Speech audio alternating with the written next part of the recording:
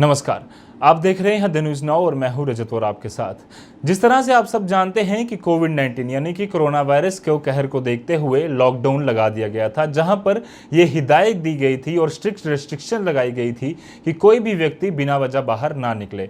पर साथ ही साथ ये भी कहा गया था कि एसेंशियल सर्विसेज जो हैं वो कंटिन्यू रहेंगी ताकि किसी को किसी तरह की परेशानी ना फेस करनी पड़े। और उसी को देखते हुए प्राइवेट और गवर्नमेंट क्लिनिक्स हों, लेबॉर्ट्रीज हों, उन सबको ओपन रखा गया था। साथ ही साथ ये भी कहा गया था कि जितने भी कोविड-19 डेडिकेटेड हॉस्पिटल्स हैं उन पर ज़्यादा लोड ना आए, इसके लिए प्राइवेट क्लिनिक्स और लेबॉर्ट्रीज खुली रहें ताकि जो बाकी इलाज हैं या बाकी किसी ने टेस्ट करवाना है तो वो प्राइवेट क्लिनिक का रास्ता देख सकता है। पर इस समय जो हम जम्मू कश्मीर में हालात देख रहे हैं, स्पेसिफिकली जम्मू डिवीज़न के, वहाँ पर हालात जो ऐसे हैं कि प्राइवेट क्लिनिक्स और प्राइवेट जितने भी हॉस्पिटल्स हैं या लेबॉर्ट्रीज हैं ज़्यादातर वो बंद हैं। इसी की वजह से जो जनता है उनको खासी परेशानी आ रही है, क्योंकि गवर्नमेंट मेडिकल कॉलेज ऑलरेडी कोविड-19 डेडिकेटेड हॉस्पिटल जो है वो कर दिया गया है, वहां पर इमरजेंसी ऑलरेडी चल रही है और किस तरह का खतरा भी जो है पेशेंट्स को ले सकते हैं अगर वो वहां पर जाते हैं, इसीलिए लोगों को प्राइवेट का रास्ता देखना पड़ता है।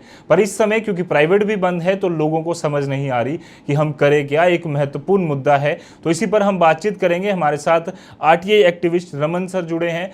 रमन जी, आपका स्वागत है द न्यूज़ नाउ पर। शुक्रिया रजत जी, साथ ही साथ हमारे साथ डॉक्टर शाहजाद भी जुड़े हैं। शाहजाद जी, आपका भी स्वागत है द न्यूज़ नाउ पर। शुक्रिया रजत जी, रमन सर, आपसे सबसे पहले ये जानना चाहेंगे, बात करना चाहेंगे, आप लगातार कई सारे मुद्दों पर बातचीत करते रहे हैं अपने आरटीआईओं के थ्रू। आपने कई सारे चीज़ों का भांडाफोड़ भी किया है, कितनी गलत चीज़ें चलती हैं। पर जहां हम बात करते हैं हमेशा गवर्नमेंट को क्रिटिसिज्म की, कि गवर्नमेंट को क्रिटिसाइज़ किया जाता है कि हॉस्पिटल इंफ्रास्ट्रक्चर अच्छा नहीं है, मेडिकल फैसिलिटीज़ नहीं है। पर इस समय गवर्नमेंट जो है वो अपनी जी जान पूरे झोंके हुए है। पर उसी बीच अगर हम प्राइवेट क्लिनिक से प्राइवेट लेबॉर्ट्रीज की बात करें तो वो बंद है। किस प्रकार से आप ये देखते हैं कि पूरा लोगों को इस समय जहां एक दूसरे का साथ चाहिए उस समय ये लोग घर में बैठे हैं? रजत जी, बड़ा अच्छा इशू आपने लिया, मैं शुक्रगुजार हूँ आपका। मैं आपसे ये कहना चाहूंगा, देखिए हमारी जो रियासती सरकार है, खासकर मैं रियासत की बात करूंगा क्योंकि देश की बात नहीं करूंगा, रियासत की बात करूंगा। हम जानते हैं कि हमारी रियासत में हेल्थ केयर फैसिलिटीज बहुत अच्छी नहीं है जी। और लेकिन फिर भी हमारी एडमिनिस्ट्रेशन है काफी कोशिश कर रही है और जैसे आपने कहा हम सारे उसको अप्रिशिएट करते हैं। इस टाइम पे मान लीजिए जो हमारे प्राइवेट हॉस्पिटल्स हैं उनको वैसा ही अपना फर्ज अंजाम करना चाहिए जैसे एक सिपाही जब जंग लग जाती है तो बॉर्डर के ऊपर आता है। जी, देखिए आपने सुना होगा, कई लोग कह रहे हैं कि we are into third world war, है ना? बिल्कुल। तो आज जो हमारा एनिमी है वो इंटेंजिबल है, वो दिखाई नहीं दे रहा। जी। तो इस समय अगर सैनिक हथियार डाल देंगे तो फिर उन सैनिकों के खिलाफ जो है वो कार्रवाई होनी चाहिए। तो मेरे एक दो सुझाव है रजत जी, मैं आपको लीगल लैंग्वेज में, लीगल पहलू में आपको कहना चाहूंगा। देखिए अभी हमारे रियासत में डिजास्टर मैनेजमेंट एक्ट 2005 लागू है। बिल्कुल। तो I was going through that, तो मैंने उसमें देखा एक बड़ी इंपॉर्टेंट सेक्शन 24 है जिसमें रियासती सरकार है या यूटी आप कह सकते हैं, जी। स्टेट एग्जीक्यूटिव, उनके पास पावर है सेक्शन 24 में कि वो किसी भी सर्विस ले सकते हैं, चाहे वो गवर्नमेंट बॉडी है या प्राइवेट बॉडी है। तो मुझे लगता है जो हमारी स्टेट एग्जीक्यूटिव बॉडी है या हमारे एलजी साहब हैं, वो उसको हमारे जो ब्यूरोक्रेट्स हैं उनको कहें कि they should go through this section 24 of the disaster management, उसको अच्छे से पढ़ें क्योंकि उसमें पूरा इख्तियार है रियासती सरकार के पास या हमारे केंद्र शासित प्रदेश जम्मू कश्मीर, उनके पास पूरा इख्तियार है कि वो इसके खिलाफ कार्रवाई कर और इन डॉक्टर्स को, जो कि कितना नोबल प्रोफेशन है, या पैरामेडिक्स है या पैथोलॉजिकल लैब्स हैं, इतना नोबल प्रोफेशन, हम सारे इनकी बिल्कुल इज्जत करते हैं। और आज भी कुछ डॉक्टर जो हैं, कुछ एक जो है मुझे लगता है कि फिर भी बड़ा अच्छा काम कर रहे हैं, लेकिन आज ये जंग में अपने हथियार डाल रहे हैं, ठीक नहीं कर रहे, तो सेक्शन 24 इम्प्लीमेंट करें। दूसरा रजत जी, मैं एक और चीज आपसे कहना चाहूंगा कि संविधान में एक धारा है हमारी, article sub section 2 of article 23, 23(2) article. तो जितने भी हमारे व्यूअर्स हैं जो लीगल लैंग्वेज को समझते हैं या संविधान जिन्होंने पढ़ा है, आज वक्त आ गया है कि हम उस आर्टिकल की धारा को पढ़ें। वो ये कहती है कि रियासत, रियासत पॉलिटिकल साइंस में या संविधान में स्टेट, मतलब चाहे वो केंद्र सरकार हो या रियासत की सरकार हो, तो स्टेट के पास ये पावर होती है कि वो मैंडेटरी सर्विसेज के लिए कह सकती है।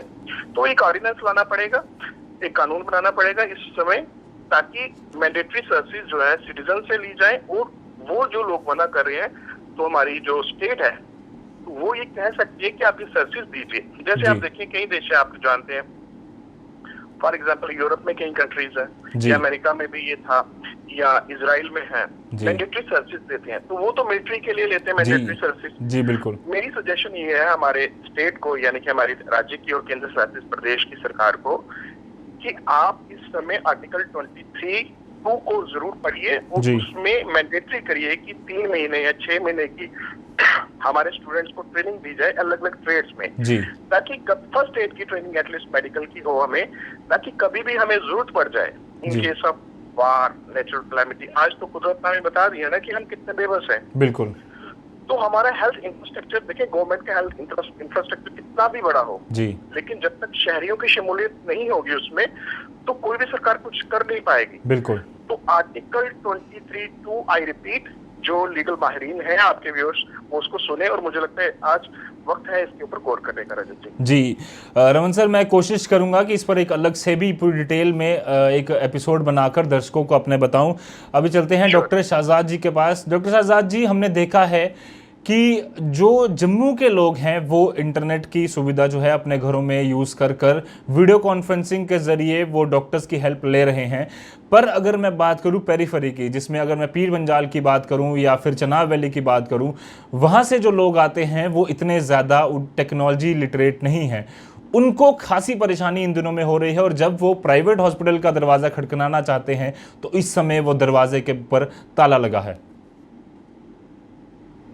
जी, जैसे कि रमन जी ने भी अपनी बात रखी, मैं अप्रिशिएट करता हूं उनकी इस बात को। लीगल तरीके से जो चीजें हैं वो आपके व्यूअर्स के सामने या आपके सामने रखी हैं जी। मैं एक चीज ये कहना चाहूंगा यहीं पे कि आपको मुबारकबाद ये देना चाहूंगा कि बेसिक चीजें जो हैं इस वक्त सारे बात तो कोविड-19 की कर रहे हैं जी, या बात इस वक्त कर रहे हैं बॉर्डर की जी, लेकिन ये एक ऐसी बेसिक चीज है जिसका एक्सपीरियंस मैं खुद बता रहा हूँ कि मुझे हुआ, क्योंकि हमारे यहाँ से मैं डिस्ट्रिक्ट पुंछ का रहने वाला हूँ जी, और तहसील मेंढर जो पड़ती है, तो मेंढर से आज से कुछ एक हफ्ता पहले कुछ लोग आए वहां से पेशेंट को रेफर करा के जम्मू। तो सबसे पहले तो वो SMGS हॉस्पिटल में गए, तो वहां पे उन्होंने थोड़ा बहुत उसका इलाज किया और कह दिया कि अभी आप वापस चले जाएं, 1 हफ्ते बाद आए। मैं ये समझाने के लिए इसलिए बोल रहा हूँ कि ये एक्सपीरियंस जो आपने कैसे इस पॉइंट को उठाया, मैं उसको जस्टिफाई करता हूँ कि वाकई ही ये इस वक्त बहुत जरूरत है। और जो टॉपिक आपने चुना है ये बहुत छोटा टॉपिक जरूर लगेगा लोगों को, लेकिन ये हकीकत है उस लोगों को, इंसान के लिए हकीकत है जो जम्मू में नहीं बैठा है उसके लिए। बिल्कुल। फिर वहाँ के बाद वो एक और मेडिसिटी जो है हमारे पास प्राइवेट हॉस्पिटल है, वहाँ जाते हैं तो वहाँ पे भी बंद मिलता है उनको जी। फिर वहाँ से बत्रा आते हैं तो बत्रा भी उनको बंद मिलता है। फिर नारायणा हॉस्पिटल में उन्होंने कांटेक्ट किया तो उन्होंने बोला जी 2 दिन पहले हमारी भी सर्विसेज जो इमरजेंसी वाली है वो बंद कर दी गई जी। तो मुझे एक महसूस हुआ दिल में कि ये देखें कि एक तरफ जहाँ गवर्नमेंट ने बहुत अच्छे स्टेप लिए हैं, गवर्नमेंट को हम सबको अप्रिशिएट करना चाहिए कि उन्होंने अपने लेवल पे बेस्ट किया है और हम सबको ताकत से उनके साथ खड़े होना चाहिए जी। लेकिन साथ ही साथ में जहां आप प्राइवेट सेक्टर की बात करेंगे तो प्राइवेट सेक्टर आज तक बेस्ट फैसिलिटीज जम्मू में भी देते रहे जी। लेकिन मुझे आज समझ में नहीं आई ये चीज कि जब आपने वक्त ऐसा आया, मुश्किल घड़ी मुल्क के लिए और मुल्क के उन लोगों के लिए जो जिसकी वजह से मुल्क चल रहा है और मुल्क की वजह से वो चल रहे हैं, बिल्कुल। तो आज आपने सिर्फ और सिर्फ अपने प्रोफेशन को भूल गए, ये लोग अपनी हमदर्दी को भूल गए, अपनी रिस्पॉन्सिबिलिटी को भूल गए। जो अपने मुल्क के लिए, अपनी स्टेट के लिए इनकी रिस्पॉन्सिबिलिटी खाली पैसा कमाना नहीं है नर्सिंग होम का या जो प्राइवेट डॉक्टर्स हैं, मैं बड़े खुले लफ्जों में कहूंगा। बाकी लीगल चीजें तो मुझे लगता है रमन जी ने बड़े बेहतरीन तरीके से रखी हैं। वो सारी चीजों को अलग करते हुए मैं जो कहना चाहूंगा वो ये कहना चाहूंगा कि राजौरी पुंछ की जहां तक आपने सवाल पूछा, वहां पे हमेशा ही हेल्थ सेक्टर सबसे पीछे रहा है। बिल्कुल। वहाँ कभी भी डॉक्टर्स जो है वो पूरे आज तक किसी भी डिपार्टमेंट के हुए ही नहीं। बिल्कुल सही। तो मैं समझता हूँ कि जो जिन लोगों ने हमें रहबरी की, जिन लोगों ने सत्ता की कुर्सियों पे बैठे, ये उनकी वजह से आज तक हमारा हेल्थ सेक्टर पीछे रहा, क्योंकि उन्होंने हेल्थ सेक्टर की कभी बात ही नहीं की। दूसरा पॉइंट आप ये देखें कि इस वक्त शेलिंग के बीच में जो आदमी वहां से जख्मी होके आ रहा है, गवर्नमेंट एक तरफ अगर इंतजाम कोई कर रही है तो हम सब एक तरफ जब पॉलिटिकल लोग जो है वो चुप बैठे हुए हैं। उसी तरह जो हॉस्पिटल हैं प्राइवेट सेक्टर में जितने डॉक्टर्स हैं, मैंने हमेशा जम्मू में आपने भी देखा होगा कि सुबह से शाम तक 200 पेशेंट एक एक डॉक्टर देखता है। बिल्कुल। आज मैं उन डॉक्टरों को ये कहना चाहूंगा, खुले तरीके से ये कहना चाहूंगा कि आज वक्त था आपको स्टेट के उन लोगों का साथ देना कि जिनकी वजह से आप अच्छे डॉक्टर्स बन के आज बैठे हैं। बिल्कुल। आज आपका मुंह फेरने का वक्त नहीं था, जो आप मुंह फेर के अपने अपने घर में डर के बैठे हुए हैं। आज आपको पैसा नहीं दिख रहा है जी, क्योंकि इसका मतलब ये हुआ कि आपके लिए मुल्क और आपके लिए अपनी रियासत और अपने लोग जो है वो सिर्फ आपके लिए पैसा है। आपकी कोई रिस्पॉन्सिबिलिटी नहीं है, आपको अपने प्रोफेशन से कोई मोहब्बत नहीं है, अपने लोगों से कोई मोहब्बत नहीं है। ये वाकई ही सब लोगों को इसके ऊपर बोलना चाहिए और गवर्नमेंट के ऊपर, गवर्नमेंट के सामने ये है कि इन चीजों के लिए गवर्नमेंट को आप समझ में आना चाहिए कि वो इंसान जो रजौरी पुंछ से वहां से बुरे हाल में चलेगा और जब वो जम्मू पहुंचेगा पैसे दे के भी डॉक्टर को चेक कराना चाह रहा है। मैं एक मेन पॉइंट आपको बता रहा हूँ, जितनी वुमेन इस वक्त प्रेग्नेंट है जी, खुदा न ख्वास्ता बहुत सारी जगह ऐसा हो चुका है कि उनको डिलीवरी, हमारे यहाँ ये हो चुका है, जो मैं वही चीज बोलूंगा जो मैंने समझी है और देखी है। मेंढर से एक एम्बुलेंस लेके प्रेग्नेंट लेडी को जम्मू के लिए चलती है जी, और रास्ते में ही उस औरत की डेथ हो जाती है। क्यों? क्योंकि हमारे पास हेल्थ फैसिलिटीज नहीं। इसी तरह बॉर्डर एरिया में अगर कोई शेलिंग से ज्यादा जख्मी होता है उसको हम रेफर करवाते हैं जम्मू आने के लिए, तो जम्मू पहुंचने तक वो दम तोड़ देता है। बिल्कुल। ये कोरोना वायरस एक ऐसा वायरस आया जिसने हमारे जहन के पर्दों को खोल दिया है। आज भी वक्त है कि गवर्नमेंट की फैसिलिटीज को भी देखा जाए, गवर्नमेंट के सेक्टर जितने बाकी काम करने वाले लोग हैं उनको देखा जाए और जो प्राइवेट सेक्टर जो उसका रोल है उसको गवर्नमेंट तय करे ये कि उनकी ड्यूटी क्या है। क्या उनकी ड्यूटी सिर्फ और सिर्फ प्राइवेट हॉस्पिटल चलाना है? क्या उनकी ड्यूटी सिर्फ इतना है कि वो पैसा कमाए और अपने घर को भरे? या उनकी ड्यूटी ये भी है कि जिस मुल्क में रहकर उन्होंने डिग्री ली, जिस मुल्क में रहकर वो बेस्ट डॉक्टर बन रहे हैं, तो उस मुल्क के लिए, उस रियासत के लिए, उन लोगों के लिए उनकी कोई रिस्पॉन्सिबिलिटी है। इसलिए मैं ये कहना चाहूंगा कि इस टॉपिक को जितना भी आप आगे लेके जाएं, लोगों तक पहुंचाएं और लोगों को ये बताएं। ये वक्त था मुश्किल घड़ी का जिसमें उन्होंने हमारा साथ नहीं दिया। मैं इसको बार बार यही कहूंगा गवर्नमेंट पे कि गवर्नमेंट जल्दी से जल्दी कोई ऐसी पॉलिसी बनाए, आज नहीं तो कल आने वाले वक्त में कोई भी परेशानी जैसे हो तो उसको जो भी प्राइवेट हॉस्पिटल है वो प्रायोरिटी दे और उन लोगों की मदद करे। ये मदद करने का वक्त है। जी बिल्कुल सही कहा शहजाद जी। रमन जी, आपको नहीं लगता जिस तरह से शहजाद जी ने भी कहा कि अभी ज़रूरत है कि जितने भी प्राइवेट क्लिनिक हैं, लेबॉर्ट्रीज़ हैं या प्राइवेट हॉस्पिटल्स हैं उनको अकाउंटेबल बनाया जाए, ना सिर्फ उनको ये हिदायत दी जाए जैसे हमारे फंडामेंटल राइट्स की हम बात करते हैं या फिर हम बात करते हैं डायरेक्टिव प्रिंसिपल्स की कि हमारे पास राइट्स तो है ही हैं, पर साथ ही साथ उसी फंडामेंटल राइट्स के साथ ये भी कहा गया है कि हमारी ड्यूटीज़ क्या हैं।